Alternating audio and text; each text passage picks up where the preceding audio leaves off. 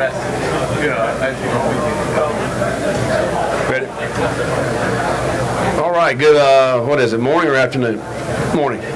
Good morning. Just excited again to be here this Sunbelt Media Day, and really excited to get the season started. I think for us, it's been a long off season, and really this media day kind of kicks off the start for us coaches to get back in the office and get going again.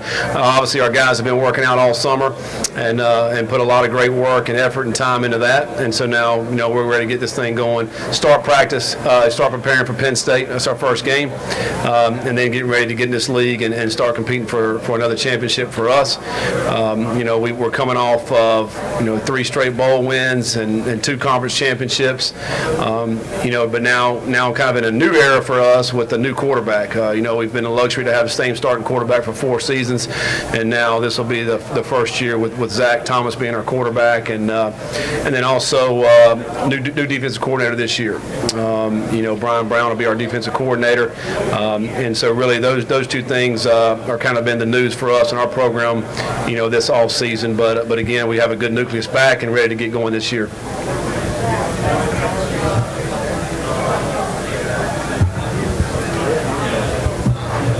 What defense is the coordinator looking to install? Basically, we're doing the same defense we've been doing. It's 3-4 defense. When Nate Woody came in 5 or 6 years ago, whenever he got there, we installed this defense. So we've been running it, for the last 6 years, and so Nate left, Coach Sloan, our secondary coach, left, but everybody else is back. So they've all the assistant coaches have been accustomed to this defense, and so it'll be the same. Hey Scott, Adam Hunsucker with the Monroe News Star. When you look at the kind of success that not only your program's had, but you look at Arkansas State, you look at Troy, and then you kind of look at hiring practices the past few cycles, and y'all are still here in the Sun Belt and haven't moved up to the Power 5 yet. Do you think there's a stigma attached to Sun Belt coaches, or you guys aren't getting looks for other jobs? I have no idea. It's a good question. I think all we can do as coaches is to do the best we can do, try to win as many games as you can win. If there's suitors or others out there that think you're doing a good job to come talk to you, then that's up to them. I think for us, all we can do is the best job we possibly can do. And for guys like myself that has played at a school like Appalachian State and have been coaching here for a long time, I'm in a good spot. So that's the positives. And so you just keep doing the best job you can possibly do, and then who knows what the future is going to hold. And this business, we were just talking about it earlier, how I hadn't been here very long in the Sun Belt, but I may be the elder statesman in the Sun Belt, as far as football coaches go. But you're only as good as your last game or your last season. So you better keep winning. The way the landscape of college football is, you don't ever take it for granted. And so for me, and in my position here at App State, we're just going to try to continue to do the best job we can do and try to win football games, and whatever happens after that. Coach, how you don't return as much talent this year, and how important it is to find someone to replace Taylor Lamb?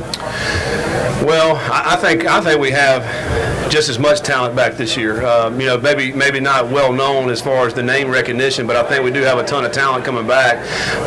It's extremely important to find a quarterback. I think you can look at the NFL all the way to Pee Wee. If you don't have a quarterback, you're going to have a hard time winning football games.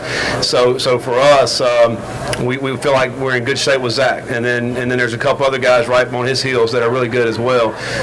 Zach, to me, he's got a stronger arm. He can run better than Taylor. He's got a lot of intangibles that are better than Taylor. The one intangible he doesn't have, though, is game experience. He has not really played very much, and the way Taylor could control a game, I think that was, he was a coach on the field. I mean, so that part of it is going to be a little bit different. To me, as a quarterback, obviously it's about how you handle adversity. Every quarterback's going to face adversity. You're going to have some bad plays.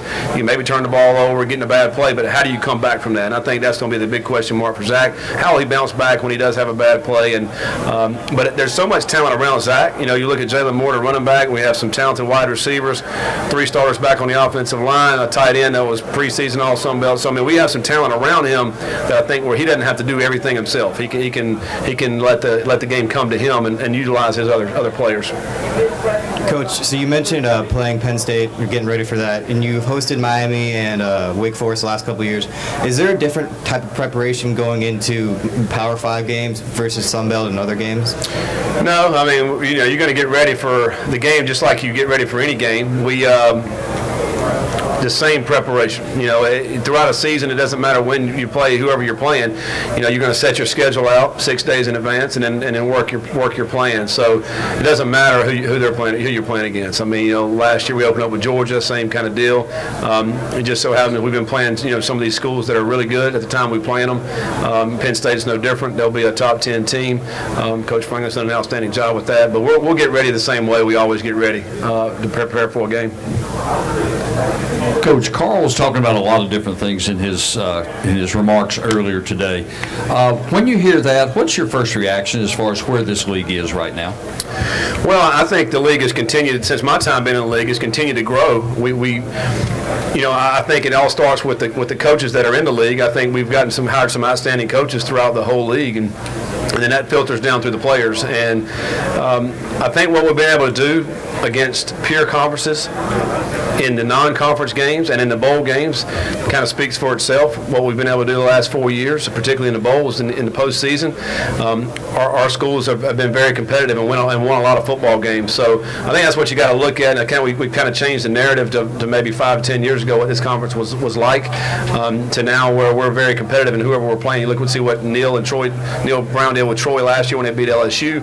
Those kind of wins continue to elevate our league, and I think that it's going to continue to happen. I think this league from top to bottom will be as competitive as it's ever been, and I think that's just going to generate more wins when you're playing these non-conference games with these peer opponents.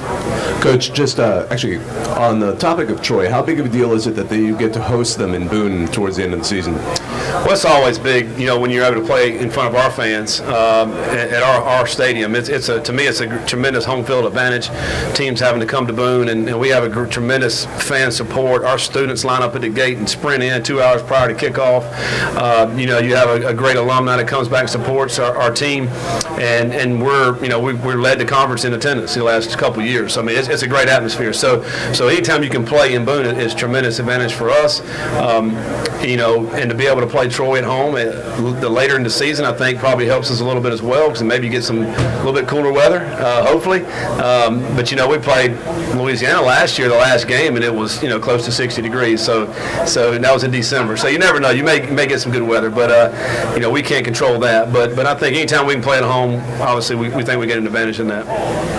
And Coach, over here, and part of that growth with the league and its new deal with ESPN, putting namely the Tuesday night game between you guys and Arkansas State, one of the bigger games in your schedule. Just what are your thoughts on how that worked out to that night, and how that deal kind of organized around that with the league? Well, I mean, anytime we can play on national television, I think it's great for our conference. It's great for our school if your schools are playing on those type of venues. I don't particularly like playing midweek games, but I do realize the fact that if you are playing midweek games, you are getting in front of the nation to be able to watch that game. So people that want to watch college football, they have an opportunity to do that. And so for us to be able to play there, it's great for our school. And so Ark State, we haven't played in a couple of years, the way the things have worked out, and this year, we're back playing those guys. So we're excited about playing them. Of course, they've been one of the better teams in this league over the years, and it's a tough game for us because we have to go there, midweek game. So that's going to be a little bit tougher, but we're excited about it. I mean, I think that'll be one of the better games this year in our conference. And to follow up on that, just a big game like that, is something you prefer on a Saturday or something like that, or just building it around on a Tuesday night makes a difference? Well, I mean, we don't really care when we play. I mean, whatever night of the week we play. The thing that's more difficult for coaches and players and the student athletes is when you have to play in a 5-day turnaround. That's the difficult thing. So we're playing Georgia Southern this year on a Thursday night after we just played on Saturday. So you got to get on a bus on Wednesday and drive down, towards Statesboro. That's the hardest thing when you have a quick turnaround like that of 5 days. But when you're playing on a Tuesday, but you get to open before and after, then that's not as difficult. But I think for us, if we can get on national TV, it doesn't matter when that will be. Just get on national TV and to put our brand out there, Arkansas State, and then of course the Sun Belt brand out there. And I think that'll be a good showcase of our conference. Any more questions for Coach?